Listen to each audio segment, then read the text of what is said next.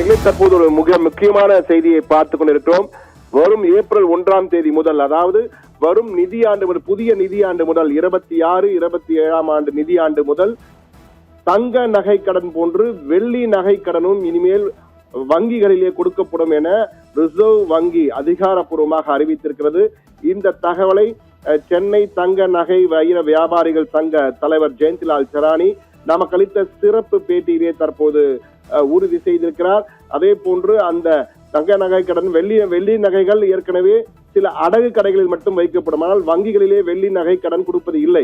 ஆனால் இனிமேல் வரும் 1ஆம் தேதி முதல் வெள்ளி நகை கடன் கொடுக்கப்படும் என அதிகாரப்பூர்வமாக மத்திய ரிசர்வ் வங்கி அறிவித்திருக்கிறது என்ற தகவலை தற்போது நம்ம உறுதி செய்திருக்கிறோம். அதை தங்க நகை வைர வியாபாரிகள் சங்க தலைவர் ஜெயந்திலால் சராணியும் நமக்கு அளித்த சத்தியம் தொலைக்காட்சி அளித்த சிறப்பு பேட்டியிலே அதை உறுதி செய்திருக்கிறார்.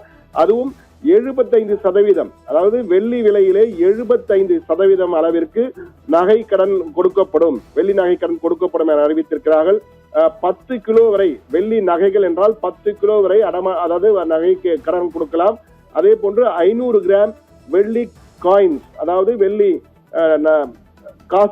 காசுகளுக்கும் நகை கடன் கொடுக்கலாம் என்ற வகையிலே தற்போது அதிகாரப்பூர்வமாக அறிவித்திருக்கிறார்கள்.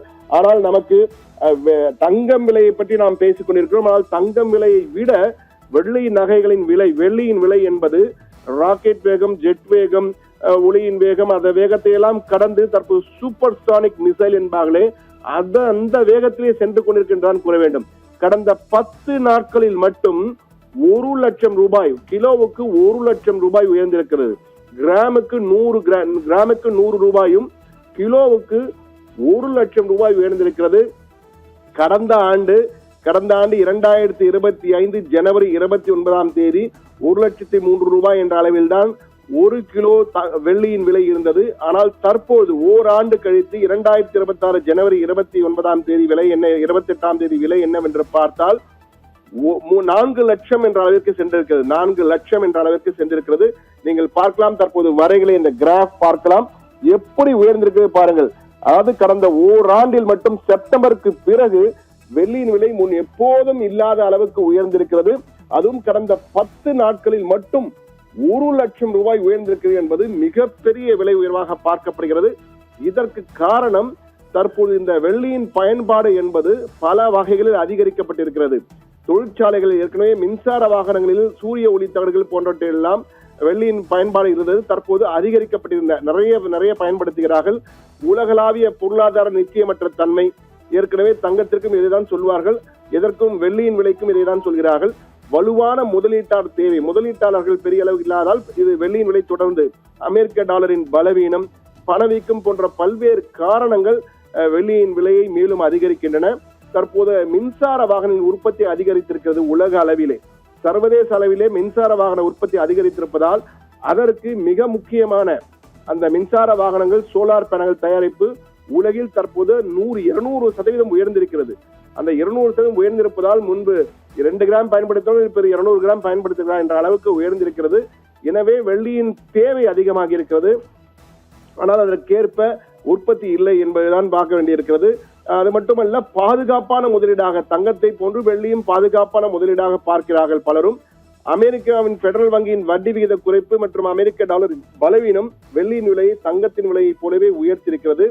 சீனா போன்ற நாடுகளில் மிக முக்கியமானது வர்த்தக கட்டுப்பாடு போடப்பட்டிருக்கிறது. சீனா போன்ற நாடுகளில் வெள்ளி ஏற்றுமதி தொடர்பான புதிய கட்டுப்பாடுகள், உலகளாவிய புவிசார் அரசியல் பதற்றங்கள் விலையை அதிகரித்திருக்க, சீனாவிலே வெள்ளியை விற்கக்கூடாது என்ற வகையிலே ஒரு கட்டுப்பாடை போட்டிருக்க. இதெல்லாம் அதிக வெள்ளியின் விலை வெளியே வராமல், வெள்ளி விநியோகம் குறைவாக இருப்பதால் வெள்ளியின் விலை கடுமையாக உயர்ந்திருக்கிறது என்றுதான் கூற வேண்டும். கடந்த 5 ஆண்டுகளாக வெள்ளியின் தேவை அதன் உற்பத்தியை விட அதிகமாக இருப்பதால் தான் விலையில் தொடர்ந்து ஏற்றம் காணப்படுகிறது என்பதுதான் தற்போது நமக்கு கிடைத்திருக்கும் தகவல். இந்த காரணங்களால் தான் குறுகிய கால மற்றும் நீண்ட கால அடிப்படையிலே வெள்ளியின் விலை என்பது தொடர்ந்து உயர்ந்து வருகிறது. மீண்டும் நேர்களுக்கு சொல்கிறோம், கடந்த ஓராண்டில் மட்டும் 3 லட்சம் ரூபாய் 1 கிலோ வெள்ளியின் விலை, 1 கிலோ பார் வெள்ளியின் விலை 3 லட்சம் ரூபாய். ஒரு வெள்ளிக்கட்டி 1 கிலோ இருக்கும். அந்த வெள்ளிக்கட்டின் விலை, 1 கிலோ வெள்ளிக்கட்டி 3 லட்சம் ரூபாய் உயர்ந்திருக்கிறது விலை கடந்த ஓராண்டிலே. கடந்த 10 நாட்களில் மட்டும் 1 லட்சம் ரூபாய், சுமார் 1 லட்சம் ரூபாய் அளவுக்கு உயர்ந்திருக்கிறது என்றால் வெள்ளியின் தேவை எந்த அளவுக்கு இருக்கிறது. இந்த நேரத்தில் தான் RBI வெள்ளியின் விலை தொடர்ந்து உயர்ந்து வருவதும் மற்றும் இந்த நீண்டகால முதலீடுகள் என்ற அடிப்படையிலே தற்போது வங்கிகள், அதாவது அனைத்து வங்கிகளிலும் வெள்ளி நகைகளை இனி கடன், அதாவது அடமானம் வைத்து கடன் வாங்கலாம், வெள்ளி நகை கடன் கொடுக்கலாம், வெள்ளி நகைகளுக்கு மட்டுமல்ல வெள்ளி காசுகளுக்கும் கொடுக்கலாம் என கூறியிருக்கிறார்கள். வங்கிகள் மட்டுமல்ல, அனைத்து வகை வங்கிகள், கிராமப்புற வங்கிகளிலும் கொடுக்கலாம், கமர்ஷியல் பேங்க், ஸ்மால் பினான்ஸ், சிறு வங்கிகள், ரீஜனல், அது மண்டல வகையிலே உள்ள ரூரல் கிராமப்புற வங்கிகள், அதே போன்று கோஆபரேட்டிவ் பேங்க், கூட்டுறவு வங்கிகள், அதே போன்று நான் பேங்கிங் பினான்ஸ் கம்பெனிஸ் என்று அழைக்கப்படுகின்ற நிதி நிறுவனங்கள், அவர்களும் கொடுக்கலாம் என்ற வகையிலே தற்போது அதிகாரப்பூர்வமாக ஆர்பிஐ அறிவித்திருக்கிறது. ஆர்பிஐயின் அறிவிப்பை சென்னை தங்க நகை வைர வியாபாரிகள் சங்கத்தின் தலைவராக இருக்கும் ஜெயந்த்லால் சிராணி நமக்கு அளித்த சிறப்பு பேட்டி, ஒரு பேட்டியை தற்போது சற்று முன் கொடுத்திருந்தார். அந்த பேட்டியிலே மிக தெளிவாக, அந்த எக்ஸ்க்ளூசிவ் பேட்டியிலே நமது தலைமை செய்தியாளர் கண்ணன் எடுத்த பேட்டியிலே ஜெயந்த்லால் சிராணி அந்த தகவலை பகிர்ந்திருக்கிறார். தற்போது நேர்களுக்கும் சொல்கிறோம், இனி தங்க நகை கடன் போல் வெள்ளி நகை கடனும் வழங்கப்படும் வங்கிகளில் என்பது மிக முக்கியமான செய்தியாக தற்போது நேர்களுக்கு அறிவித்திருக்கிறோம்.